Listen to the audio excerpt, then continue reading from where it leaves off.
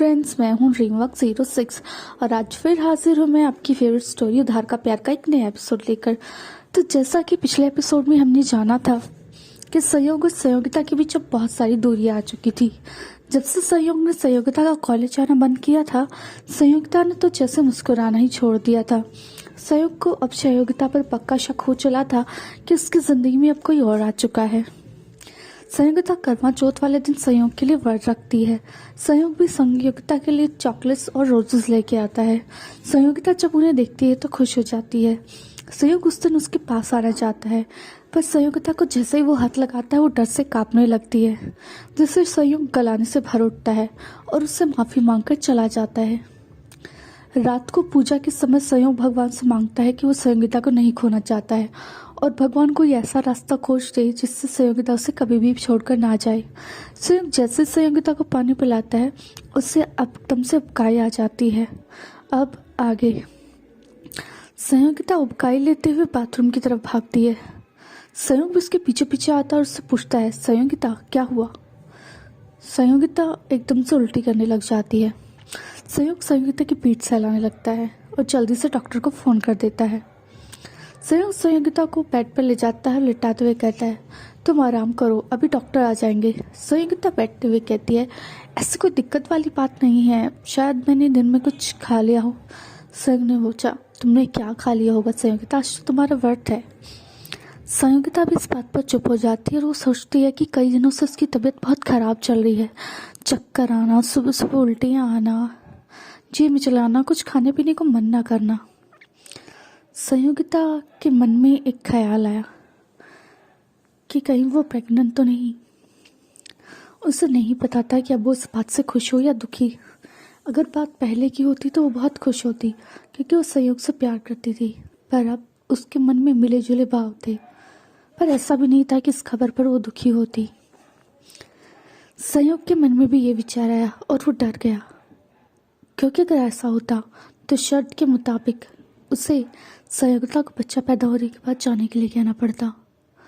संयोग ने उस दिन के बारे में सोचा जब उसने संयोगिता से संबंध बनाए थे और उसने उस दिन किसी भी तरह के प्रोटेक्शन का यूज़ नहीं किया था और उस समय संयोगिता पीरियड से थी, तो उसके प्रेग्नेंट होने के चांसेस बहुत ज़्यादा थे।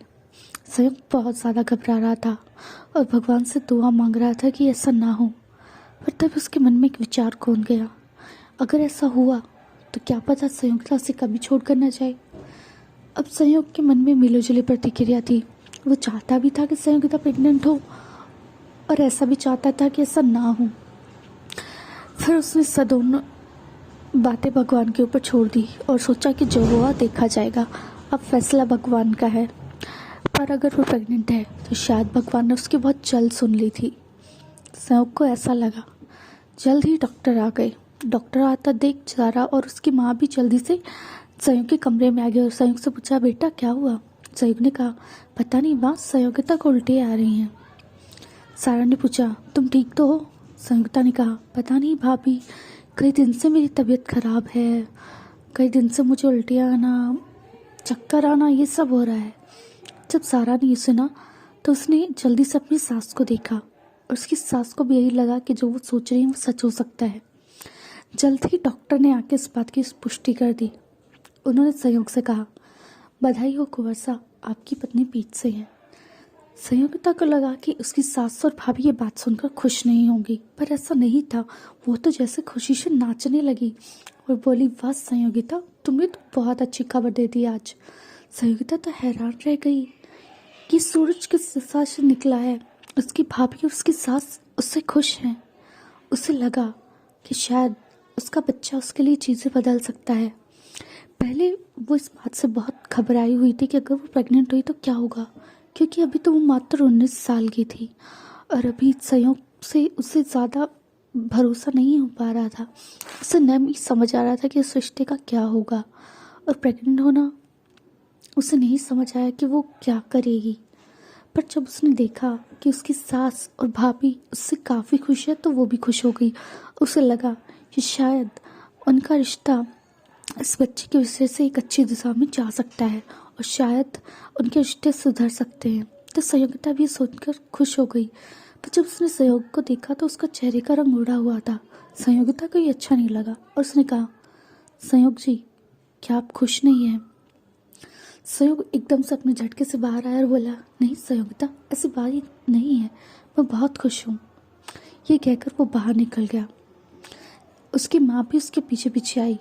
सारा ने संयोगिता से कहा, तुम आराम करो, तुम्हारे लिए अभी मैं दूध भेज देती हूँ और तुम अच्छे से खाना खाओ और आराम करो। संयोगिता तो हैरान ही रह गई। बताओ ये क्या हो गया? अगर उसे पता होता कि उसके प्रेग्नेंट होने से चीज़ें इतनी अच्छी तरीके से बदल जाएंगी तो वो पहले ही ऐसा कर देती।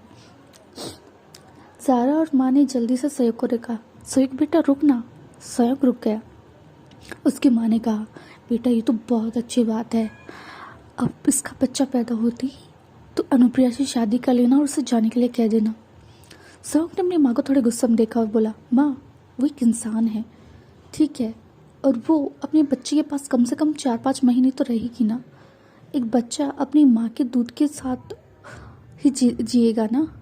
आप एकदम से बच्चे को बोतल का दूध पिलाना शुरू नहीं कर सकते, तो उसके लिए तो हमें संयोगिता की ज़रूरत होगी। संयोग ने अपना बहाना बनाया। उसकी माँ ने कहा, संयोग हमारे पास इतने पैसे हैं, हम उसके लिए सब कुछ अरेंज कर देंगे, तुझे इतनी चिंता क्या है? तू तो अब बस डाइवोर्स के पेपर तैयार करा और अनुप्रिया को भी खुशखबरी दे कि बहुत जल्द उसके घर बारात लेकर आने वाला है। ये कहकर सारा और उसकी माँ तो खुश हो गई, बस संयोग के चेहरे का रंग उड़ गया। उसे भरोसा नहीं हुआ कि ये क्या हो गया। उसने अपने गुस्से में कितनी बड़ी गलती कर दी थी। तो अब क्या होगा संयोग का फैसला? क्या सच में वो तैयार कर लेगा डाइवोर्स के पेपर और संयोगिता का बच्चा पैदा होने के बाद दे देगा तलाक? क्या संयोगिता समझ पाएगी कभी इन लोगों की जालसाज हरकतें? क्या वो कभी जान पाएगा उनकी खुशी का राज? क्या सच में बच्चा पैदा होने के बाद अलग हो जाएंगे संयोग और संयोगिता? जानने के लिए सुनते रहे उधार का प्यार, सिर्फ और सिर्फ मेरे चैनल होप पर। Thanks for your love and support.